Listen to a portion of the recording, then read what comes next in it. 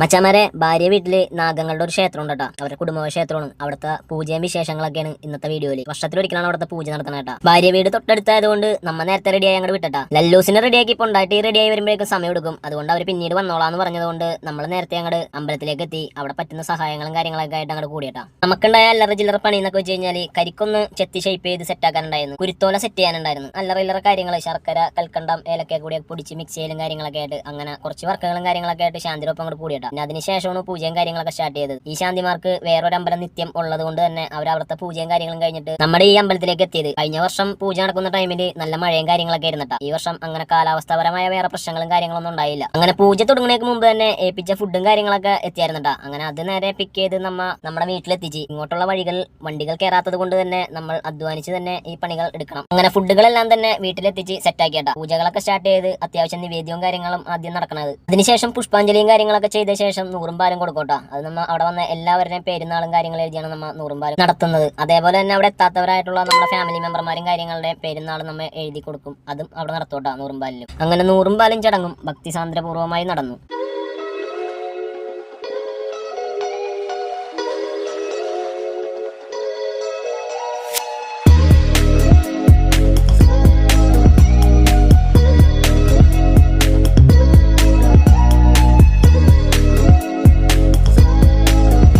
Next പരിപാടി എന്ന് വെച്ച് കഴിഞ്ഞാൽ നമ്മുടെ നേദ്യക്കുട്ടിയുടെ ചോറൂണിന്റെ ചടങ്ങും കാര്യങ്ങളൊക്കെ ഉണ്ടാവും. ചോറൂണിന്റെ ചടങ്ങ് എന്ന് പറഞ്ഞു കഴിഞ്ഞാൽ നമ്മളുമായി ബന്ധപ്പെട്ട ക്ഷേത്രങ്ങളിലെല്ലാം തന്നെ കുട്ടിക്ക് ചോറ് കൊടുക്കണം എന്നാണ് ഒരു ആചാരവും അനുഷ്ഠാനവും കാര്യങ്ങളൊക്കെ. അതുകൊണ്ട് തന്നെ നമ്മുടെ തൊട്ടടുത്തുള്ള ക്ഷേത്രമായിട്ടുള്ള എരണ്ടത്ര നാഗരാജ സുബ്രഹ്മണ്യ സ്വാമി ക്ഷേത്രത്തിലാണ് ആദ്യം നമ്മൾ ചോറ് കൊടുത്ത്. ഇപ്പൊ നമ്മ കൊണ്ടാട്ടിയുടെ കുടുംബക്ഷേത്രമായ നാഗത്താന്മാരുടെ അമ്പലത്തിലും ചോറ് കൊടുത്ത്. ഇനി അങ്ങോട്ടും നമുക്ക് കുറച്ച് അമ്പലങ്ങളിൽ ചോറ് കൊടുക്കാനുണ്ട്. അത് സഹായിച്ച് വരും ദിവസങ്ങളിൽ നടത്തണം. അപ്പൊ പിന്നെ ചടങ്ങുകളൊക്കെ കഴിഞ്ഞ സ്ഥിതിക്ക് അടുത്ത പരിപാടി എന്ന് വെച്ച് കഴിഞ്ഞാൽ സദ്യയാണ്. അങ്ങനെ സദ്യയും കാര്യങ്ങളൊക്കെ ഹാപ്പി ആയിട്ട് വിളമ്പി സെറ്റ് ചെയ്തിട്ടാ. നമ്മളെല്ലാവരുടെയും കൂടിയും കൂട്ടോത്തരവാദിത്വത്തിന്റെ ഒരു ബലമായിട്ട് എല്ലാ പരിപാടിയും മംഗളകരമായിട്ട് നടന്നു. അതിനുശേഷം അവസാനമാണ് നമ്മൾ കാര്യങ്ങൾ സദ്യയൊക്കെ ഇരുന്നിട്ടാ. വിളമ്പലെല്ലാം കഴിഞ്ഞ് സദ്യ ആസ്വദിച്ച് കഴിച്ച ശേഷം പായസം ഒഴിച്ചൊരു പിടിയാൻ കുടിക്കോട്ടാ. എന്തായാലും ഒരു അന്തസ് തന്നെയാണ്. അപ്പൊ ഓക്കെ മച്ചാമാരെ, അടുത്ത കൊച്ചു കൊച്ചു വീഡിയോയുമായി പിന്നെ കാണാം. Okay bye.